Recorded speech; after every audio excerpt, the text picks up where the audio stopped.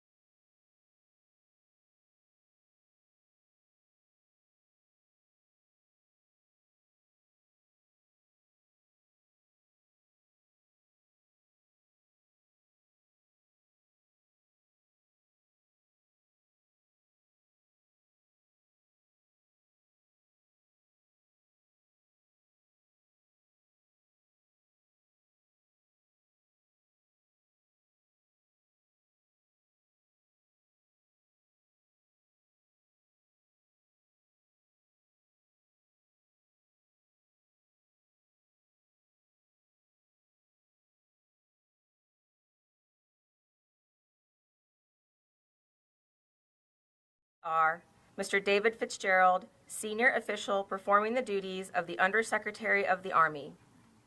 The Honorable Skip Henderson, Mayor, City of Columbus, Georgia, and Mrs. Henderson.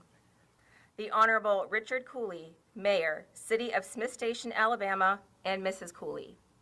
Lieutenant General Ken Keene, United States Army retired, former civilian aide to the Secretary of the Army. Mr. John Hargrove, civilian aide to the Secretary of the Army, Georgia West. Mrs. Candy Wachikowski, spouse of Major General Walter Wachikowski, United States Army retired, former Commanding General, United States Army Infantry Center and Fort Benning. Major General Matt Smith, United States Army retired. Mrs. Laura Gower, Field Director, Congressman Brian Cack, Georgia 3rd District. Also joining us today is Sergeant Benning's granddaughter, Miss Sue Conger-Williams, and his great-granddaughter, Danielle Proskovic, and her family. Music for today's ceremony is provided by the Maneuver Center of Excellence Brass Quintet, led by Sergeant Adam Mitchell. The salute battery is from the 198th Infantry Brigade. The officer in charge is Captain Reynald Pierre, and the non-commissioned officer in charge is Sergeant First Class Michael Johnson. Ladies and gentlemen, please stand if able. Military personnel in uniform render a hand salute for honors which Major General Tooley has deferred to the family of Sergeant Benning in honor of his service, and remain standing for the national anthem performed by Specialist Johnny Watkins of the MCoE Band and the invocation given by the Maneuver Center of Excellence Chaplain Colonel Scott Kuman.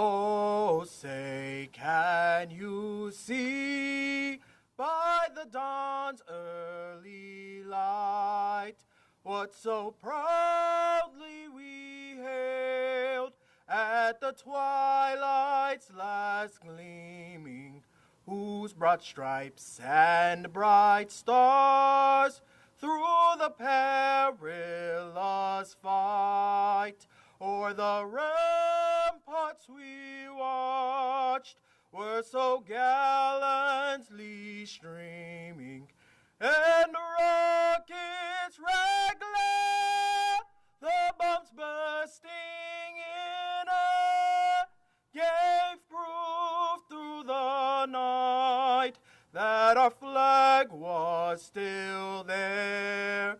Oh, say does that star-spangled banner yet wave o'er the land of the free and the home of the brave?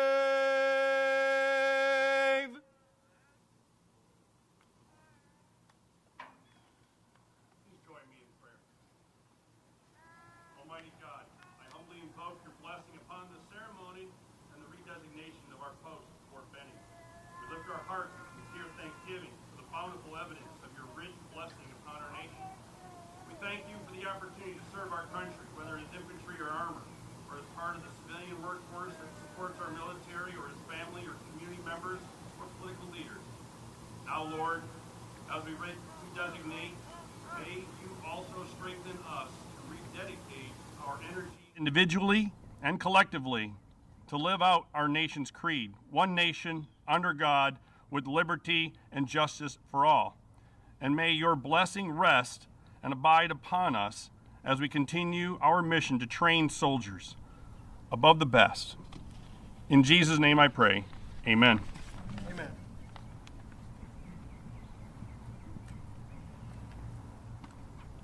Please be seated. At this time, Sergeant First Class Johnson is presenting Miss Conger Williams with a shell casing, signifying today's cannon salute in recognition of her grandfather's service and dedication.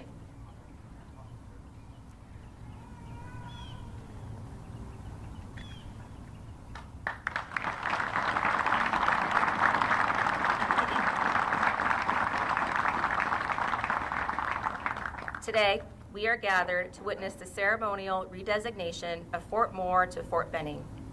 Fort Benning's storied history began on October 7, 1918, with its establishment on 84 acres in Columbus, Georgia.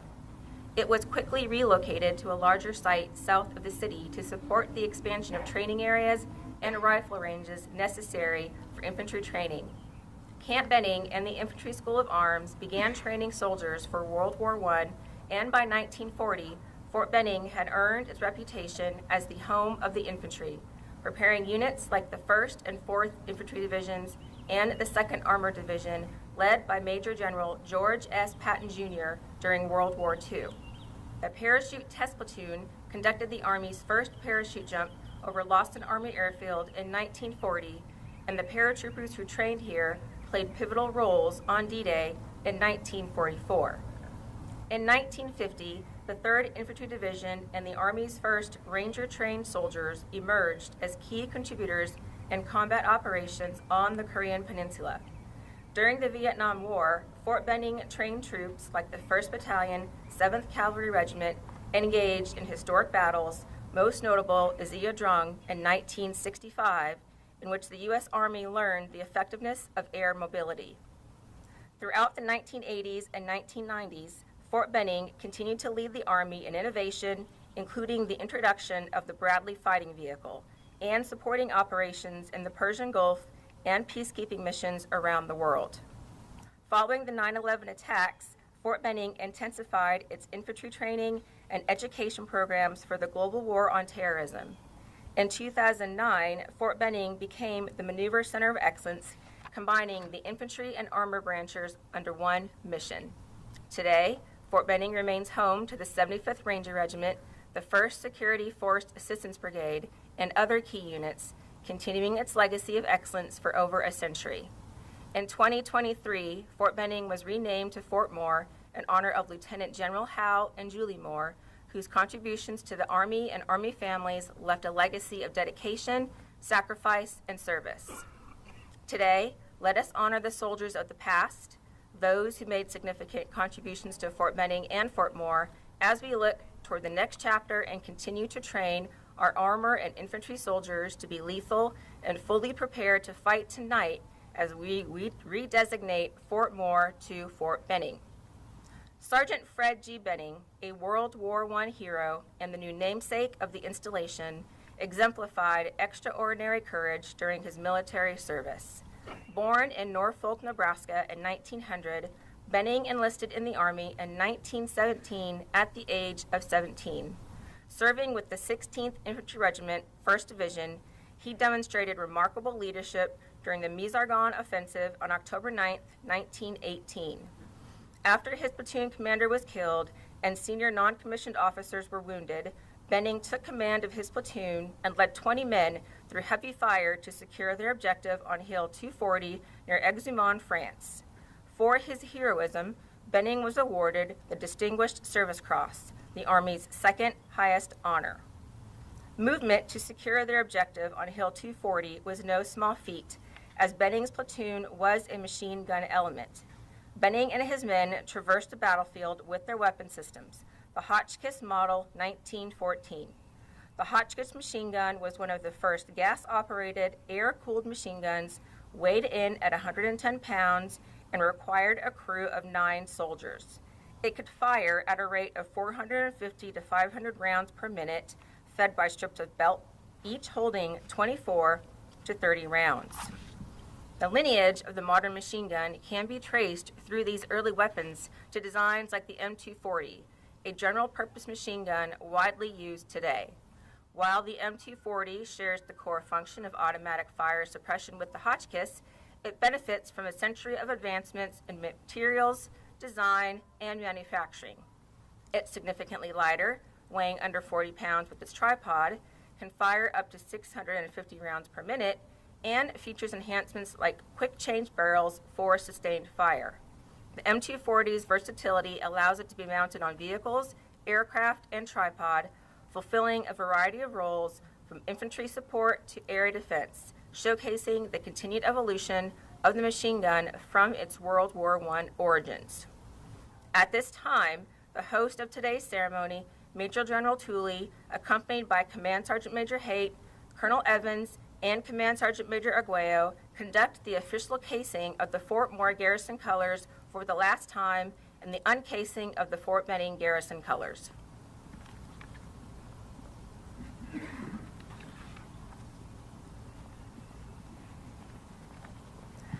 The very heart of a unit is symbolized by the colors under which the troops fight. The colors stand as a silent reminder of the past glories and traditions, lend inspiration for present endeavors, and shine like a guiding beacon into the future. The essence of the casing and uncasing ceremony is an event marked by tradition, honor, respect, and sacrifice.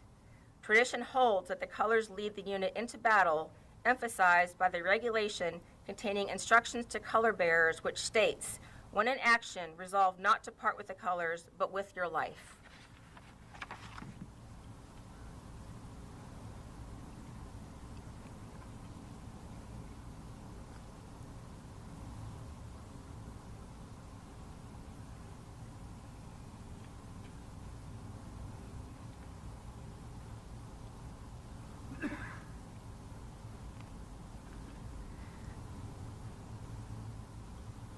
Just like the casing, the uncasing ceremony is a simple event, rich with tradition and heritage. It defines a point in time to commemorate the beginning or continuation of a unit's history and lineage by carrying on the finest of traditions of the United States Army. The Fort Benning garrison colors consist of the Installation Management Command distinctive unit insignia and the Fort Benning scroll. These colors represent the pride and the spirit of the soldiers and civilians who serve under them, providing sustainment, support services, and base protection, ultimately empowering a high quality of life for those who live, work, and rely on the installation and this community. A ready soldier has a ready home front. Effective 3 March 2025, Fort Moore was redesignated as Fort Benning in accordance with the Secretary of Defense, Title 10, United States Code, Section 113. Today, 16 April 2025, we ceremoniously redesignate Fort Benning in honor of Sergeant Fred G. Benning, who served his nation with extraordinary heroism during World War I, and in recognition of the installation's celebrated history of service to the United States of America. Ladies and gentlemen, join me in welcoming the Commanding General of the Maneuver Center of Excellence and Fort Benning, Major General Colin P. Tooley.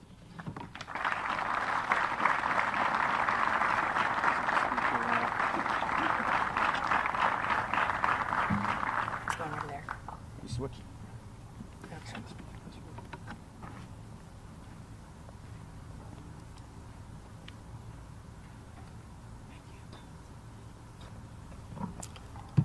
Okay, for the record, I was not lost.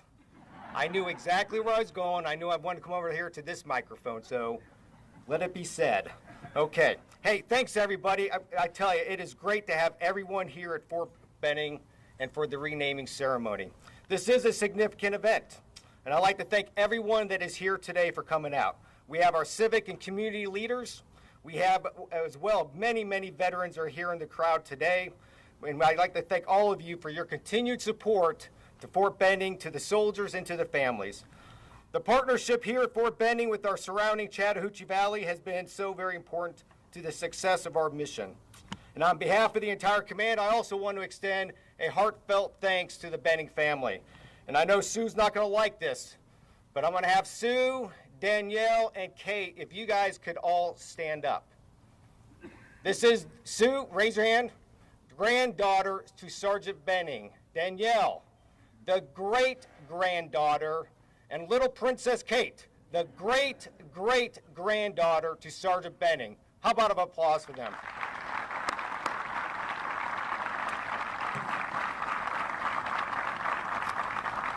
They and their families and friends have traveled a long way to get here. They all came from Neely, Nebraska to honor the legacy of Sergeant Frederick Benning.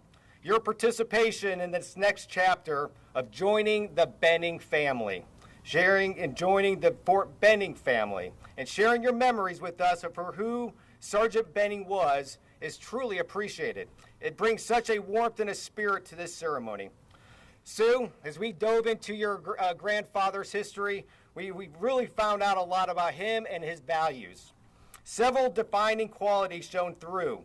Sergeant Frederick Benning was not only a skilled leader, rapidly ascending the ranks thanks to his expertise, but also as an NCO who was skilled both tactically and technically. He understood the vital role of emerging technology within his machine gun platoon, and he used that knowledge to accomplish his mission. Yet, what sets him apart was his unwavering dedication to his soldiers, his understanding of the soldiers' needs. He understood that his leadership was critical to mission success. Sergeant Benning's legacy extends far beyond his own actions on that battlefield. He embodies the very spirit we strive to cultivate here at Fort Benning. That spirit, one of dedication, courage, leadership, is reflected here at Fort Benning in our three tenets: people, leaders, and transformation. Sergeant Benning's life exemplifies the very essence of these principles, serving as a timeless reminder for all of us. You heard earlier, but Fred Benning's story began back in 1900, where he was born in a small town in Norfolk, Nebraska. But like many who joined the service today, he had a humble upbringing. He learned the value of hard work as a young teenager, rising up every morning before dawn or sunrise, rising up and working at a bakery. That type of work ethic is what instilled in him the will and the desire to serve his nation. At the age of 17, less than 2 weeks after the nation declared war on Germany, he enlisted in the United States Army as an infantryman. Pretty fitting, as a baker, he became what we call affectionately a doughboy, which is a popular nickname for those who went to fight in the war to end all wars, World War I. 2 short months later, then Private Benning found himself crossing the Atlantic on a troop ship bound for France. Though the year was 1917 and the destination different, that swift transition from civilian life to a soldier is very familiar to what we see here. You're going from a familiar lifestyle to an unfamiliar one. And that is what we see with the men and women who come through Fort Benning as a transition to becoming soldiers in our Army. Fred was just a teenager, barely a man.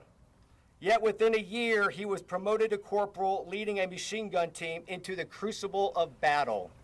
Imagine this. 1st Division landed in France in July 1917 without a single machine gun. After getting issued his Hotchkiss machine gun and about 3 months of training, Corporal Benning in 1st Division entered the war. During his time on the front, he was credited for participation in over 9 different battles and campaigns, a true testament of his courage and dedication. After the armistice on November 11, 1918, now Sergeant Benning marched with his fellow machine gunners to occupy a portion of the Rhine River Valley inside Germany. Next, they returned home back in the summer of 1919. Fred and his doughboy veteran brother, Henry, completed their time in the Army and now operated a bakery in the post-war period. But Fred's sense of duty wasn't over. It didn't end on the battlefield. He married in 1926, and he continued to serve his community. Becoming the mayor of Neely in 1948, he was the pillar of the community. Active with the Red Cross, also the commander of the local Veterans of Foreign Wars, Fred truly embodied a life dedicated to selfless service to his nation, to his community, and his fellow veterans. Finally, he hung up the apron at the age of 65. He retired, his life a testament to hard work, courage, and unwavering dedication. He passed away in 1974, leaving behind a legacy that will continue to inspire future soldiers for generations to come. As you can see, Sergeant Benning exemplified the very essence of taking care of people through effective leadership both on and off the battlefield. And so too, we strive to instill those same qualities of Sergeant Benning here at Fort Benning, at the Maneuver Center of Excellence. Forging exceptional leaders is at the very heart of what we do.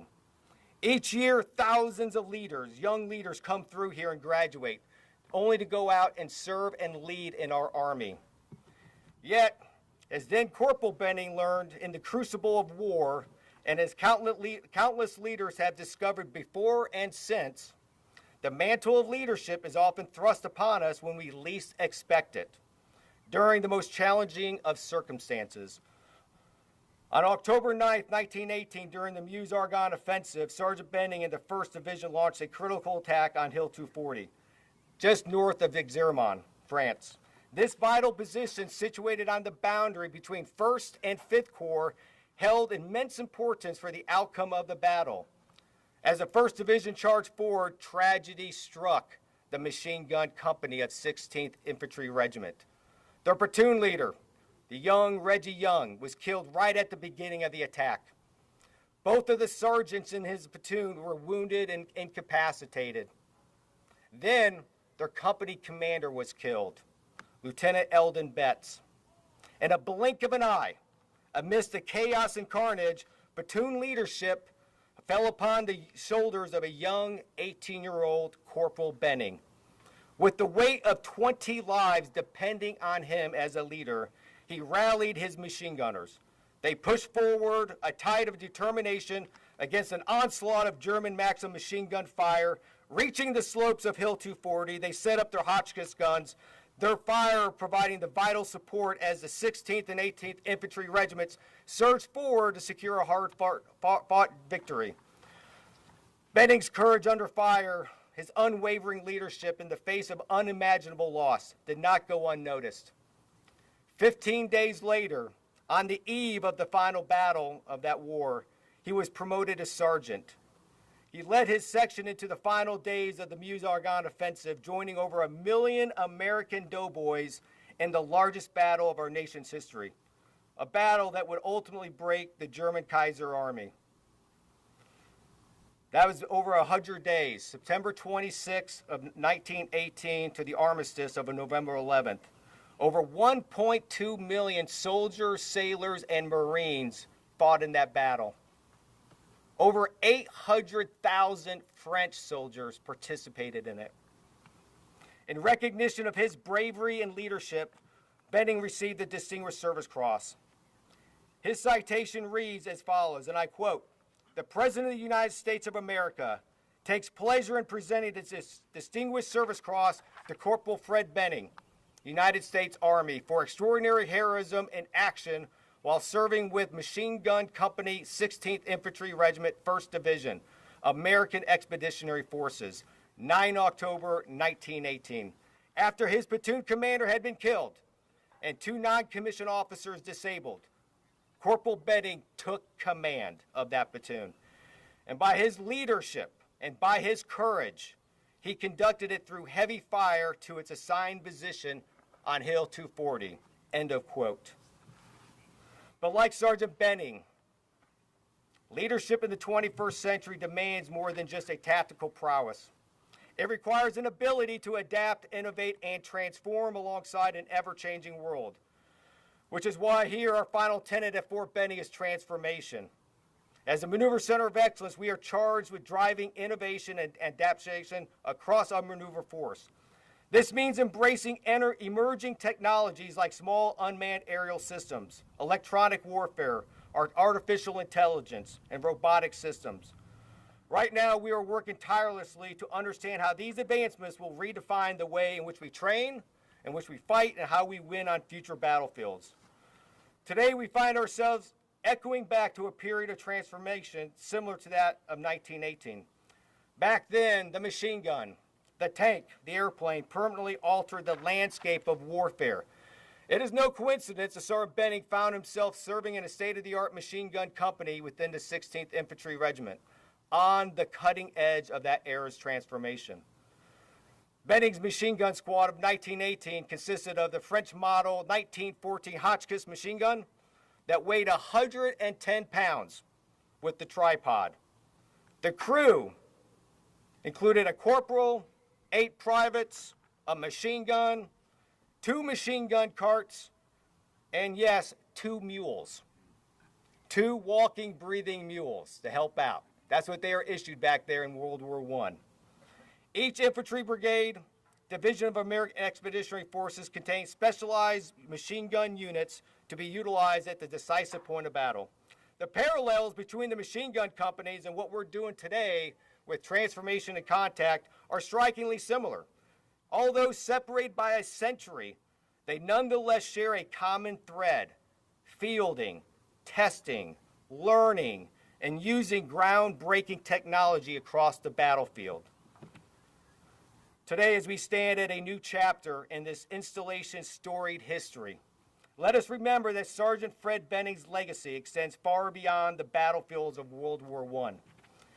It lives on in the thousands of soldiers who train here every year, in the cutting-edge tactics and technologies we develop, and in the unwavering commitment to excellence that defines our every endeavor. As we rededicate this post in his honor, may we all strive to embody the very same tenets he exemplified: unwavering dedication to people, inspirational leadership, a relentless pursuit of transformation. Sergeant Benning's story reminds us of that true heroism is not just defined by rank. It is about that unwavering courage, that selfless service, and an enduring commitment to something greater than ourselves. His legacy will forever inspire us. I thank you all again for being here. I thank you all for being best teammates and for helping us lead Fort Benning into the future. Benning ready, one force, one fight. Thank you.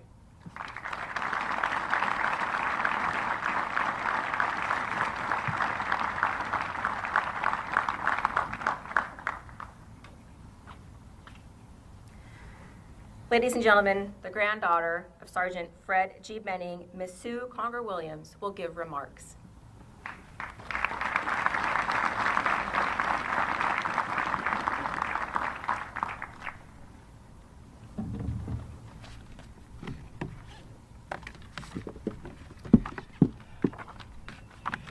Good morning, everyone.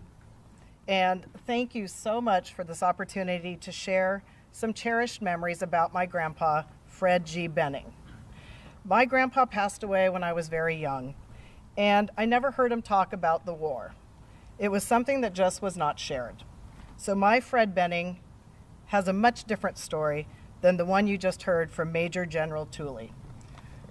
Sir, I've enjoyed learning more about this part of my grandpa's past.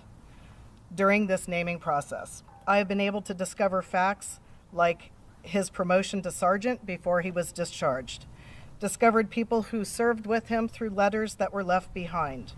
I think I've gained a better understanding of Fred Benning, the soldier. I am grateful for this glimpse into history, and I see some similarities, though, between Fred Benning, the soldier, and Fred Benning, my grandpa. These are integrity, hard work, and a commitment to service. From a very young age, my parents instilled the importance of family traditions. They made sure I spent time with my grandparents, whether it was in their hometown of Neely, Nebraska, or our hometown of Palos Verdes, California. By the time I was born, my grandparents had sold the Benning Bakery after nearly 40 years. This allowed them time to travel and spend time with us in California. I remember our trips to Disneyland, to Marineland, picking up my grandparents at the Amtrak train station, and stopping by Olvera Street in Los Angeles. But I'll never forget one of the times that my dad and grandpa attempted to assemble a metal swing set out in the garage, only to realize that there was no way to get it around to the backyard. This became our family story, recounted with laughter for years to come. And then there were the impromptu tea parties in the backyard with our German short-hair pointer, Gretchen. Tea was actually Kool-Aid, and the dog never sat still, but thank goodness for the pictures that still exist today for this memory. But some of my fondest memories revolve around our summers spent in Neely, Nebraska. As I recall, everywhere we went, people would stop and chat with my grandpa, and this always brought a smile to my face. The 4th of July in Neely was and still is a very major event to this day. I vividly remember my grandparents sitting on their lawn chairs on the courthouse lawn, while I sat on the curb waiting for candy to be thrown by the passing floats. It's a tradition today that still continues and is a testament to the strong sense of community of Neely. One of mine and my grandpa's favorite activities to do together, though, were our fishing trips. We'd start in the carport, we'd gather our fishing poles, tackle boxes, folding chairs, and our trusty green thermos. Grandma would come out and hand me a Crisco tin, and off we'd go to the outskirts of town, just over the first bridge, and I vividly remember sitting up on a pillow so I could see over the dashboard of the 1970 Buick. There, Grandpa would stop the car and say, "Come on, Susie, it's time to get out. We're gonna go dig up our night crawlers." And down the side of the bank I would go with my small shovel in hand, digging in the dirt and mud until my coffee tin was full of night crawlers. Grandpa always stayed at the top of the road to supervise and watch for cars. That's what he told me. I now know a lot better. He just did not want to get dirty. And just maybe, though, when I think back to this memory, he was teaching me a life lesson about the necessities of putting in hard work to get the payoff. Encouraging me to get my hands dirty while digging for worms ensured I was fully and actively engaged in the experience of fishing. The next morning, we'd get up at the crack of dawn and drive to Penn Park, which was just a mile down the road. We'd set up our chairs, and he'd patiently guide me as I had to bait my hook with the worm. And he would attach the red and white bobber to the line, which always was the highlight of fishing. We'd sit and wait in anticipation, and finally the bobber would be pulled beneath the surface and tug on the line, leading to reeling in a really big bluegill. This was pure moments of joy. After we would fill up our fishing bag, we would put it in the trunk and head home to head to the neighbors, where the neighbors would always come out. Everybody would sit in the driveway and start filleting the bluegill. The best part was my grandma was always in the kitchen preparing the beer batter. She would sizzle the fish and frying in Crisco, and you could smell it throughout the house and into the neighbor's driveway. Beyond fishing, our summers were filled with the simple pleasures: walking across our swinging bridge, playing in the park, enjoying homemade ice cream, and sitting at Bernita's local cafe, where he was always involved in conversations about something going on around town. Even our trips to the grocery store turned out to be social events, just full of conversations in every aisle. But my grandpa's impact extended beyond our family, and he was deeply involved in serving the community. He served as the commander of American Legion Post 172 for many years, was president of the Neely Chamber of Commerce, organizing countless fundraising activities. He was appointed to the State of Nebraska Veterans Loan Certifying Committee, and he raised money for our Memorial Hospital Fund. He also served as mayor. While he was mayor, Grandpa served on the local Disaster Relief Committee, which coordinated with the Red Cross to serve 1,200 families during the brutal storms of 1948. He always put others first, which is the epitome of selfless service and the reason I believe he took charge of his men back in 1918. He knew someone had to take care, and he led them to accomplish the mission. Even into his twilight years, Grandpa was still serving others. I remember our Neely Centennial celebration of 1973. There was always a buzz and excitement in the air. Grandpa, and his tireless dedication, was instrumental in organizing festivities and working with various committees to make sure everything was just perfect. Grandma was our event coordinator. She made sure we all had the appropriate outfits. My mom, my grandma, and I all wore our bonnets with our prairie dresses. But I leave you with this final thought. My grandpa, Fred G. Benning, was truly a special man. He was a man of integrity who knew the value of hard work. He lived a life of service, dedicating himself to his family, his country, and his community. He loved helping people, and that's how I will always remember him. He is my hero.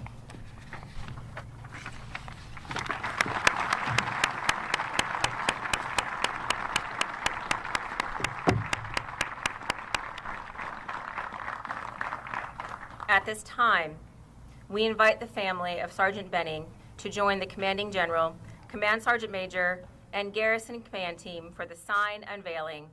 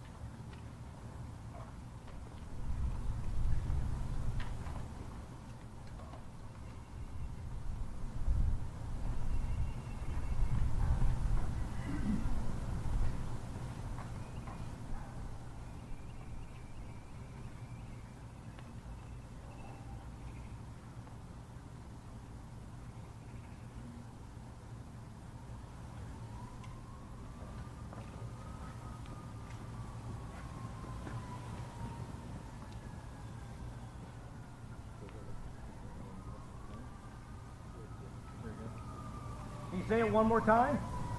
At this time, we invite the family of Sergeant Benning to join the Commanding General, Command Sergeant Major, and Garrison Command Team for the sign unveiling.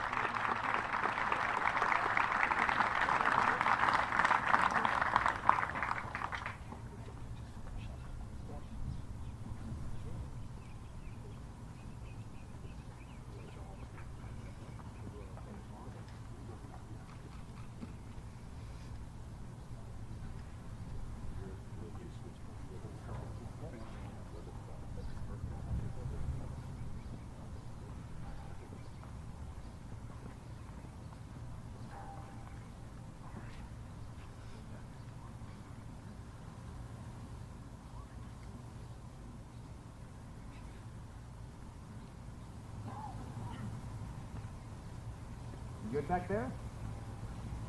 All right.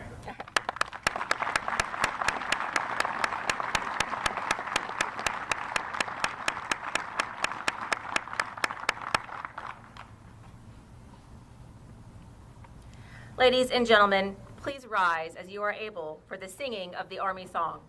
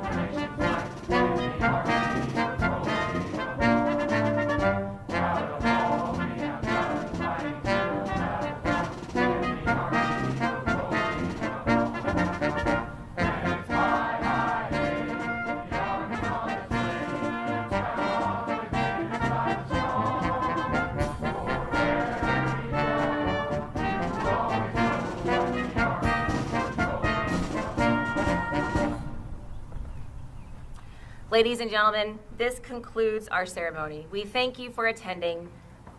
Benning ready, one force, one fight. This will defend.